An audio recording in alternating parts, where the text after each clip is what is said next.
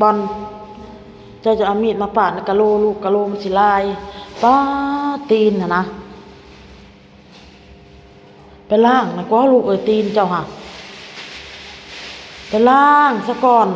สบายดีปะลุงแน่มาแล้วก็ขมุกขมุมน้ำว่าวแม่ว่าไปหับอัตตะเวนอ้นว่าสิส่วนนั่นลูกอันมากหัวพี่น้องแบบตัวได้เฮามากได้เฮาก็มากตัวได้เฮามากบ่ได้เฮาก็บ่มากไปสินะมากออก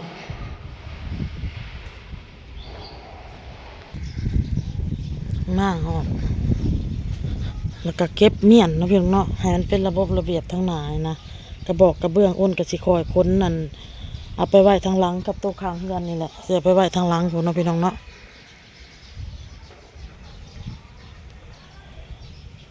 ให้เป็นระบบระเบียบเก็บเมียนไปที่แรกนะบ่าวเต้แล้วสิปลูกผักปลูกหยังเลยเห็ดค้างเห็ดอีหยังขึ้นพี่น้องเลยค้างอันหมากอีหยังหมากบวบหมากหยังแหละเห็ดกับลูกไปเมียนกับลูกไปอันใดเห็ดได้ก็เห็ดอันใดเห็ดบ่ได้กับปะก่อนนะพี่น้องเนาะเพราะว่าเต้แล้วก็บ่ได้มีเวลาเห็ดเวียกคู่มืออ้าวมากพัดอันนี้ซ้ำไปเลยพี่น้องเล็กลวดเห็ดได้ตัดนั่น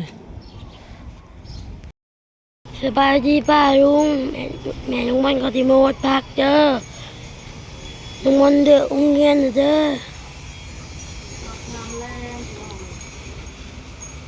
ว่าที่มากหัวมันต้องเอาครีมนี่พี่น้องตัวเล็กลวดเนาะเล็กลวดแล้วเพิ่นนั้นก้วนมันต้องเอาอันเอาห้องยังครีมมันหนีบออกว่าเอามีดตัดผ่าตัดก่อนไม่ได้ขาดง่ายเด้ขาดง่ายหน่อยไปอันทำพวกเขาวันว่าเรามีบอกครีมนะไปยืมครีมมันเรามานี่เรียกรวดพร้อมวันออโต้แล้วนอน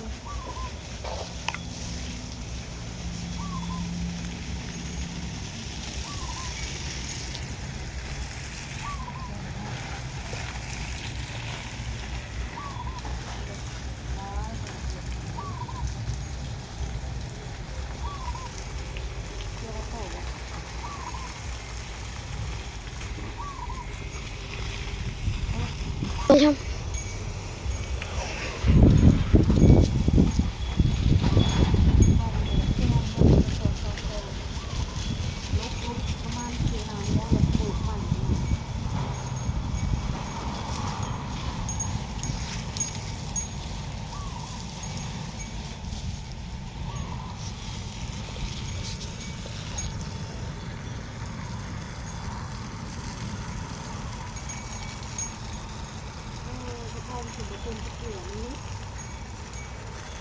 น้องมาเต็มตะเกียบ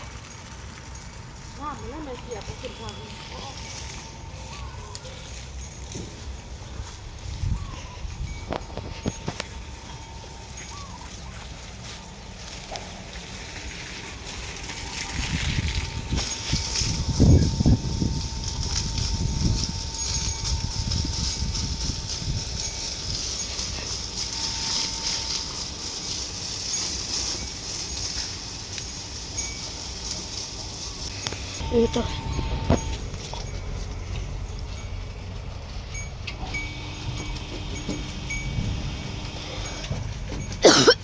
สู่ผู้บุญเนาะใช่จะไปสู่ไปสู่เลย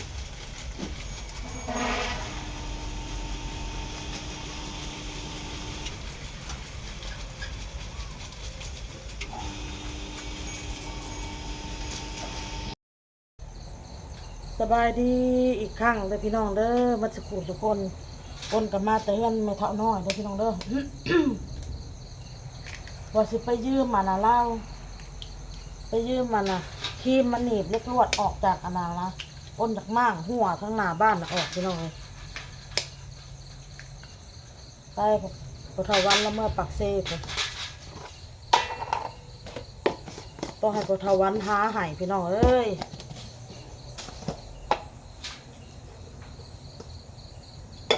อ้นสิมาเห็ดกับข้าวพี่น้องทอดไข่เมนูนี่แล้วก็สิเห็ดผัดเผ็ดกบตัวสิเตรียมเนี่ย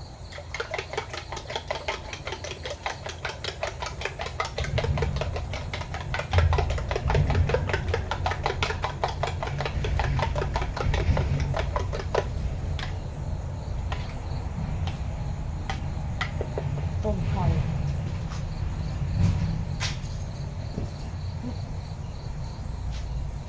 ทอดไข่พี่น้องเลยทอดไข่เสร็จผัดเผ็ดกบกระเทียมกับพี่น้องว่าเรื่องเบาเต้กับมาจบบสิ้นมาพี่น้องอ้นกับขอโทษขออภัยในFCที่เป็นโมมักโดยพี่น้องเด้อขอโทษนำละลาย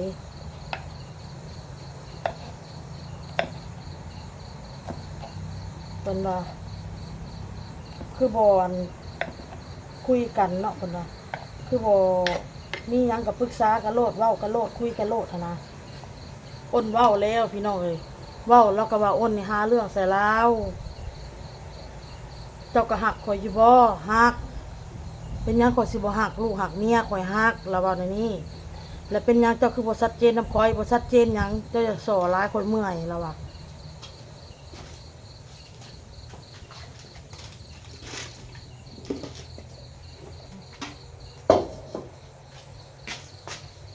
จะส่อข่อยร้ายนะโอ้ยข่อยเมื่อยแล้วว่าข่อยเฮ็ดเวียกมากข่อยก็เมื่อยยังมาถามส่ออยู่เนาะแล้วว่าในนี้หั่นนะแล้วเราก็สิย่างนี้แล้วก็สิย่างออกมานอกพี่แหละพอก็นำออกมาแล้วก็เข้าไปในเสียนะอ้นก็เลยแบบบ่เว้าดีกว่าเว้าไปกับสิผิดกันถามเราแล้วก็หักลูกหักเมียถามเราหั่นนะ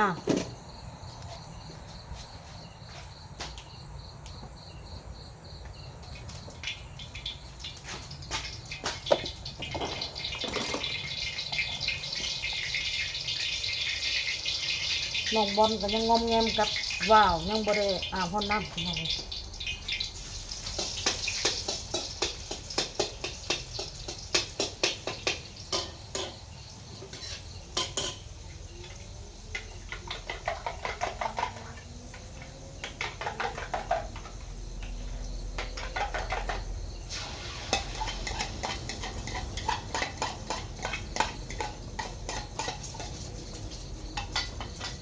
บอลเอ้ยบอลเอ้ยบอลเห็นยังลูกมาพี่ลูกเอ้ยมาพี่ลูกพ่อแล้วมันขับมันนวดแล้วก็เบาพอแล้วมันขับแล้วลูกเอ้ย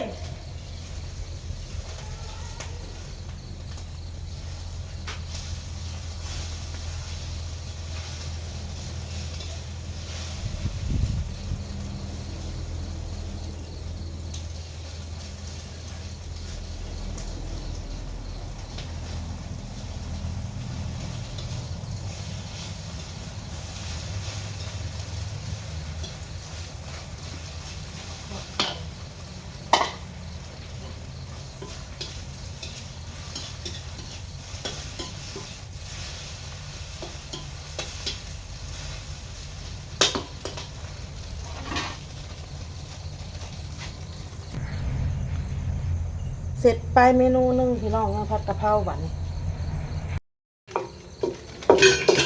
น้องบอลเรานะตำกระเทียมเขาบอกเพชรหายไปพี่น้องเด้อข้าวขึ้นน้ำเลยน้ำในอย่าลืมเด็ดขาดพี่น้องอ้นกับคั่วแล้วเรียบร้อยเลยกบนี่6 โตเลยเห็ดกิน3 โตยัง3 โตพี่น้องเลยเอาไว้แกงใส่บักบวบให้น้องบอลตำเครื่องเคี่ยงให้มันน้อยพี่น้องเลย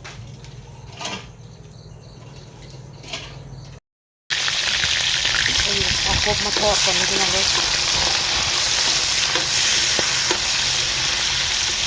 เห็ดสไตล์แบบพัดเห็ดแล้วก็ใส่ใบกะเพรานะก็คือว่าพัดกะเพราอะไรพี่น้องทอดซะก่อนนะพี่น้องนะ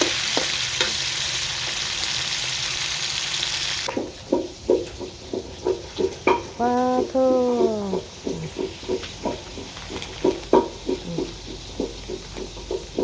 กินแน่มาเออขอบใจเด้ออืมนั่งกินแบบชิวๆเลยอืมน่ะอยากคืออีหยังพี่น้องกระตุนที่แบบว่ากระตุนไปสั่งว่าตอนมันนั่นมันสิมีอันสี่โตดอกเม่นมาบอกอ้นน่ะพี่น้องอ้นบ่จื้ออ้นเคยเบิ่งตอนยังน้อยเอาอย่าเฮ็ดลูกเก็บใบมะกรูดพี่น้องเลยเอ้าบ่งอันนี้มาอีกแล้วพี่น้องเลยมีตลอดเลย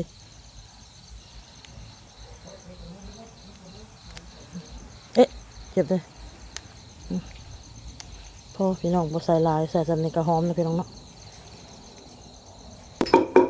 นี่อันนี้ตำพี่น้องตำใบมะกรูดกับอันพอสิไข่พอลูกพอ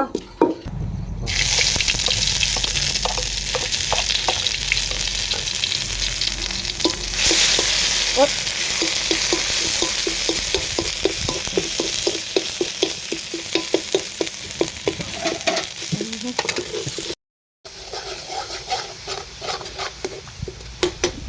ใส่กบลงด้วยพี่น้องเด้อ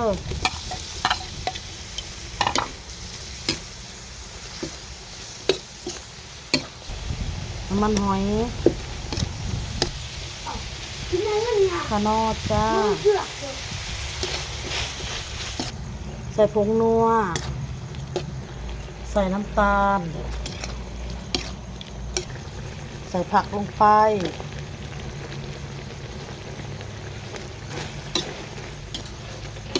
ผักกะเพราหอมใหญ่ควันกลุ่มเลยพี่น้องเลยจะพัดเพชรกบจักพัดพี่สังพี่น้องเลยพัดมั่วซั่วพี่น้องเลยพัดเพชรกบคือสิบเมนแบบนี้ดอกพัดมั่วซั่วพี่น้องคลิปนี้อ้นกสิได้ลาไปก่อนกับน้องบอลพี่น้องพ่อกับคลิปหน้าพี่น้องสบายดีพี่น้องบายยิ้มนะลูก